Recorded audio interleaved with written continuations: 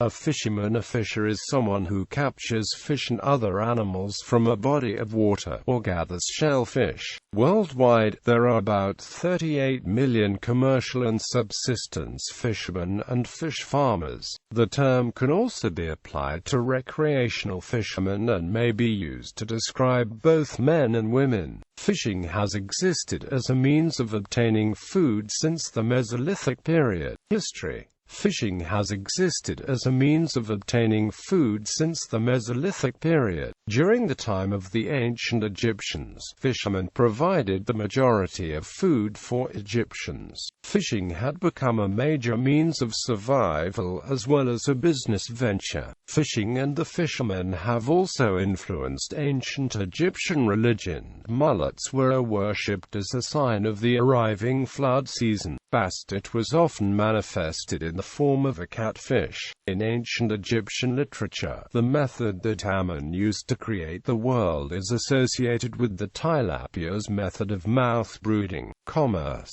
According to the FAO, there were about 39 million fishes in countries producing more than 200,000 tons in 2012, which is nearly 140% the number in 1995. The total fishery production of 66 million tons equated to an average productivity of 3.5 tons per person. Most of this growth took place in Asian countries, where 4/5 of world fishes and fish farmers dwell. Most fishermen are men involved in offshore and deep-sea fisheries. Women fish in some regions inshore from small boats to collect shellfish and seaweed. In many artisanal fishing communities, women are responsible for making and repairing nets, post-harvest processing and marketing. Recreation. Recreational fishing is fishing for pleasure or competition. It can be contrasted with commercial fishing, which is fishing for economic profit, or subsistence fishing, which is fishing for survival. The most common form of recreational fishing is done with a rod, reel, line, hooks and any one of a wide range of baits. Lures are frequently used in place of bait.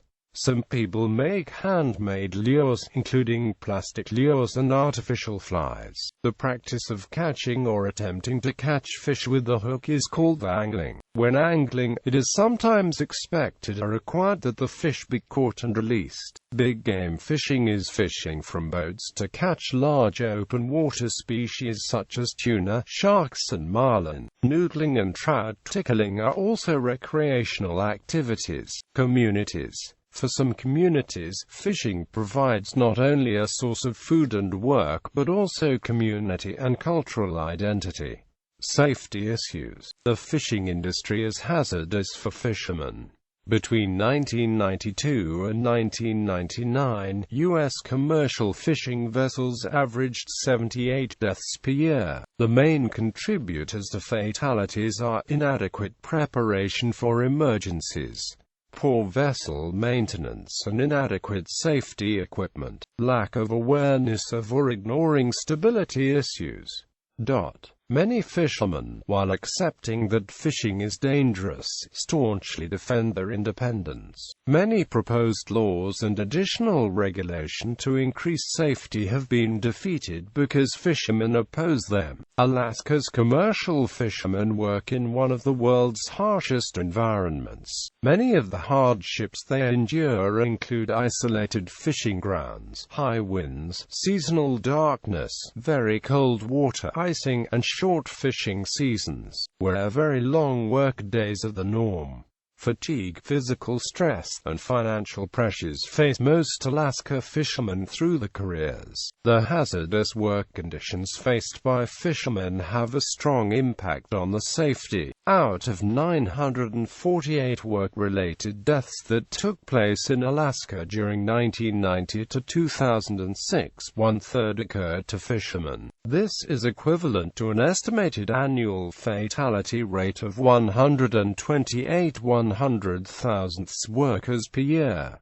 This fatality rate is 26 times that of the overall U.S. work-related fatality rate of approximately 100,000 workers per year for the same time period. While the work-related fatality rate for commercial fishermen in Alaska is still very high, it does appear to be decreasing. Since 1990, there has been a 51% decline in the annual fatality rate.